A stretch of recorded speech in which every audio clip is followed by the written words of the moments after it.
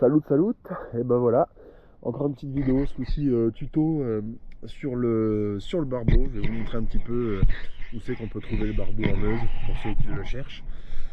Je fais une petite dédicace à mon pote Barbel Lover sur YouTube, n'hésitez pas à aller le voir. Un grand fou, un grand malade du barbeau.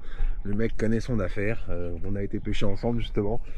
Et là, je fais une petite plongée, on a pêché ensemble. Et donc moi, j'essaie de vous montrer pas comment pêcher le barbeau, ça sera la mission de mon ami Barbel Lover. Par contre, où les trouver en Meuse.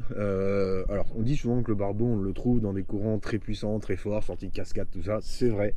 Mais en Meuse, je sais pas pourquoi, je parle de la Meuse française, moi je les trouve jamais là-dedans. Je les trouve jamais dans le courant. Moi je les trouve, vous voyez, typiquement sur ce genre d'endroit. Sous des arbres, sous des fondaisons, en fait, cachés quasiment au même endroit que les sciures, c'est ça qui est assez marrant. Pas forcément dans les forts courants, ils sont cachés sous les fondaisons.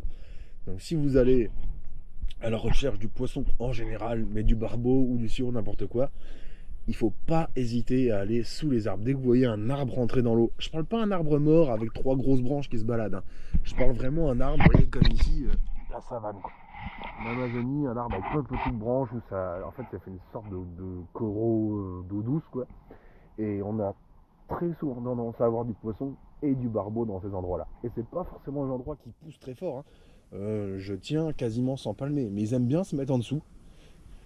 Je pense qu'il y a le côté je peux m'abriter des prédateurs, m'abriter de tout ça, et on les trouve principalement en Meuse, voilà, dans des endroits comme ça. Et vous allez voir qu'on trouve aussi du sciure, et contrairement à ce qu'on pense, le sciure vit très souvent avec le barbeau. C'est pas rare de voir des barbeaux avec des sciures, ils se bouffent pas, hein. Faut pas croire, le sciure, c'est pas ce qu'on peut croire. Il reste vraiment à côté. Alors je sais pas s'il y a une explication de cohabitation. Je me demande si peut-être qu'en bougeant le fond, peut-être que le sciure, vu qu'il est opportuniste, il se dit il y a peut-être 2-3 merdes qui vont sortir derrière. C'est fort probable parce que c'est un gros feignant. Et je l'ai 17 degrés. Et voilà, j'espère en tout cas que vous allez bien apprécier.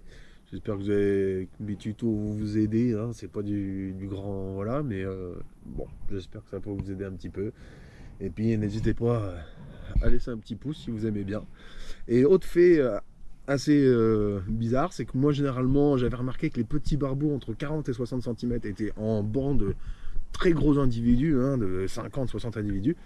Et les plus de 70, je les voyais toujours solitaires, toujours cachés, tout seuls. Et là, aujourd'hui, j'en vois une quinzaine de 70 plus ensemble. Comme quoi, voilà, c'est la beauté de la pêche, c'est la beauté de la plongée, c'est la beauté de la nature, c'est qu'on en apprend tous les jours. Et je vous rassure que moi, j'en apprends tout le temps. Et c'est ce qui est génial avec la plongée, c'est que je pense en une plongée, on apprend quasiment autant qu'en un an de pêche. Et ça casse tous les codes de ce qu'on peut croire sur les poissons, à se dire oh ils vont être là, ils vont être là-dedans. Moi j'étais convaincu que les sciures et les sandres étaient dans les fosses par exemple. Eh ben pas du tout.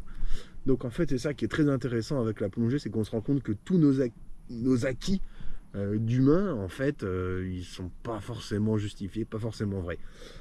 Au même titre que le sciure, vous voyez, on dit que c'est un nuisible et finalement pour ceux qui s'intéressent un petit peu à la bête, et qui essaye un petit peu de comprendre, d'aller au-delà des on-dit, mon cousin il a vu un neveu et qui a vu son petit-neveu qui a connu un ami qui était le parrain d'un autre qui a vu son chien se faire manger par un sciure, enfin bref.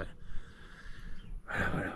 J'invite tous ces gens à prendre un masque, tuba, aller les rencontrer, aller voir ces poissons et se rendre compte que c'est pas les ogres, les monstres d'eau douce. Là, typiquement, j'ai fait une plongée avec un 2 mètres, je lui ai caressé la queue.